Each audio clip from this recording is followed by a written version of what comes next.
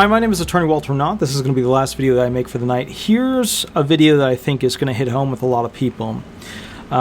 People who hate the disabled, and there are quite a few, use these 10 logic steps to justify their opinions against them. And you could always change out the word hate with dislike or not a fan of or whatever, but the bottom line is people, there's quite a few of them out there, are not a big fan of the disabled, and I just want to share with you their logic steps so that you can recognize it and not necessarily aggressively attack these people in the sense of, you know, having your opinions and wanting to use your opinions against theirs, and, you know, having your facts and using it against theirs, but just the best thing you can do with all these people is to just not have to interact with them.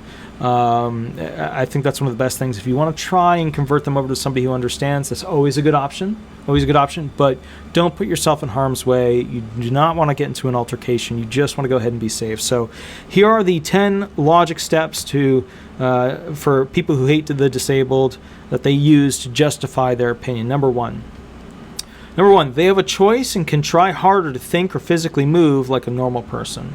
So there's this expectation that they create in their mind that the person just needs to try harder. They just need to do more. They just need to push a little bit harder, that they're lazy. Okay, so that's one of them. Number two, if they can act more normal, then they can work. And if they can work enough, then they aren't disabled. Problem solved. So the whole idea with this is that it's getting back to, instead of the laziness argument, it's getting to the, why don't you just act normal? Why don't you just act like a normal person? Why can't you just do things, like a normal person? So the laziness argument, and then the normality, the middle ground of being a normal person argument. Number three, they just need to take more medications, then they will be fine. The voices will go away and the pain will be less. So a lot of people don't realize that medications are a Band-Aid, and often the Band-Aid can't even cover the wound. So the problem is, a lot of people assume that medications can fix all of the problems or most of the problems. And in this case, there's a lot of people where obviously medication is not going to do it. But this is one of the things that they think, and it's a problem. So, number four, I'm a normal person with problems, and I can control my problems, so I don't understand why you, even with professional help, can't get your life together. So this is the whole professional help is supposed to fix you scenario, and this is for the mental and the physical. And, it's kind of like the medication thing. A lot of people think that medications are the fix-all for all medical problems. They're obviously not. Same thing with professional guidance and professional help. In fact, sometimes you'll go in for a therapy session, mental review and things like that, and you'll come out even worse than you were before. But that's part of the process to understanding who you are, where you're at, things like that. Okay. Number five, disabled people are just using the system to get a check. They are lazy and don't want to work. They'd rather me work and pay for them. Actually, most disabled people don't even think about you. They don't think about the other person that did pay taxes, that has to pay out money towards the person, and that's because most people that are disabled that are going to SSDI benefits, they all paid their own way. When it comes to those individuals who are going on to SSI, trust me, they don't think about the person paying for their benefits. Never even enters their mind usually. They don't care. It's just not a reality of it. They're impaired and they need money, and that's all they're thinking about when it comes to where did the money come from? It came from the government. They're not tracing it back to Bill, the guy who paid into the system to pay for their benefits.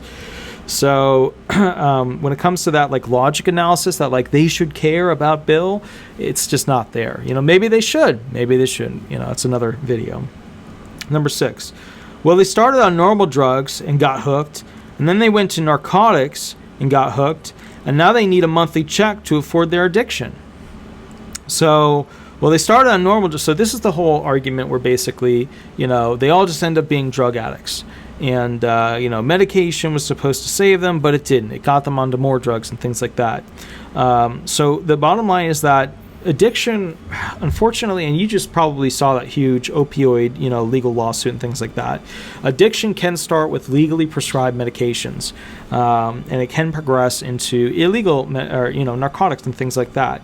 So the problem is, if you blame the person who's hooked on these drugs, then all of a sudden you're blaming them for the actions that they do and things like that. And yes, to a portion, they have the intent to do those things.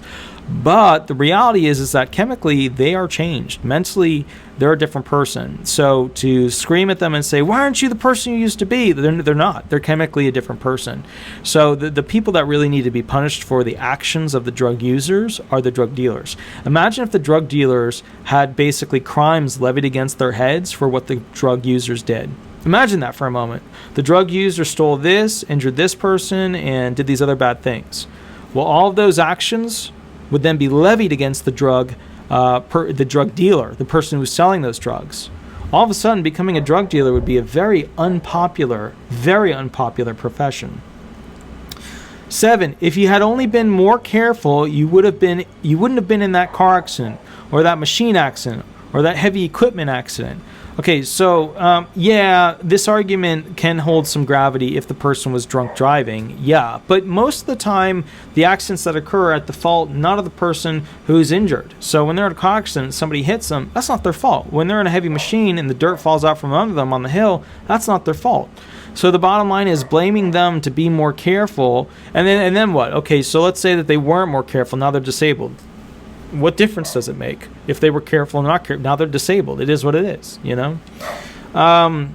Number 8, if you had just lived your life differently, you wouldn't have been abused or raped as a child or seen your parents die in front of your eyes or nearly die fighting for American interests. Ooh, okay, so this does come up where people blame military people for going to a job that they, are likely to get injured in, and then they're an amputee or they're, a person that's in a wheelchair, and people go, well, you made a dumb vocational choice. You deserved that. You knew the risk and stuff like that. They did know the risk, but to go ahead and throw that in their face and shove it at them in that regard is horrific, because this is the person who literally fought for your right to even have a voice. So maybe be a little more considerate. And then you got the other option here, which is basically that, you have little kids that were raped as a child, by sexual predators. They didn't have a choice. What is a 5-year-old going to do against an adult? You know what I mean? Like, what kind of argument is that?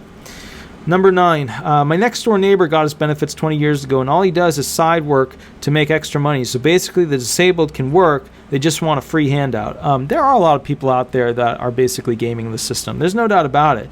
But remember, you don't actually know what your neighbor's disabling conditions are. They could be able to go out and do some certain things, and the SSA could be recognizing their additional side work, and that side work could be getting taxed and or a part of it removed based upon their benefits. Make sure you know the whole story before you go out, swinging words left and right. 10. The government lets people onto the benefit train far too easily, and the government is vote farming Democrats by making everyone reliant on the government for their money. Communism, socialism, and extreme democracy.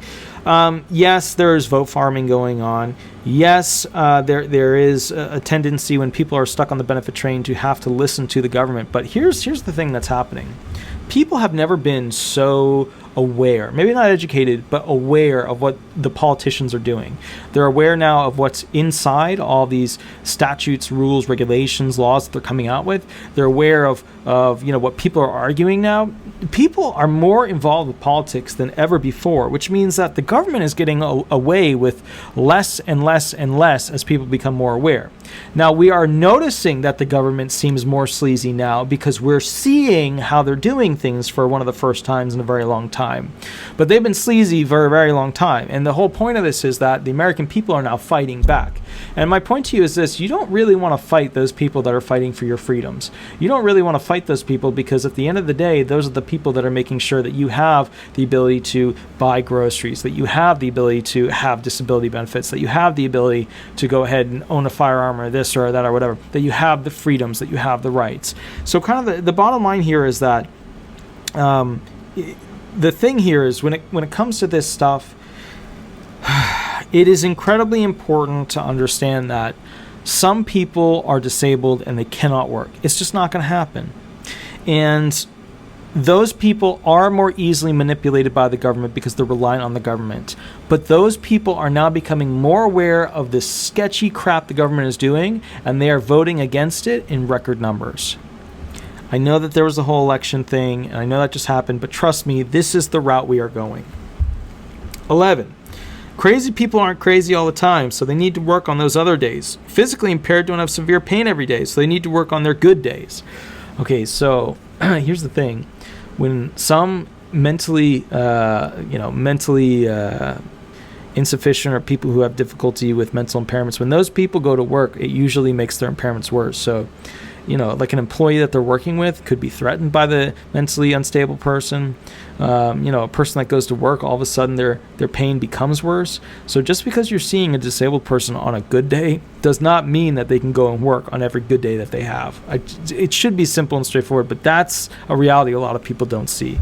All right, so those are the 10 logic steps that most people use to justify their opinions against the disabled. You know, how the disabled are a negative thing. Just keep an eye on them and be aware some of them have merits, some of them don't. All right, my name is Attorney Walter Knott. If you have any questions, catch up with me on my live 8 to 10 every Thursday, 8 to 10 p.m.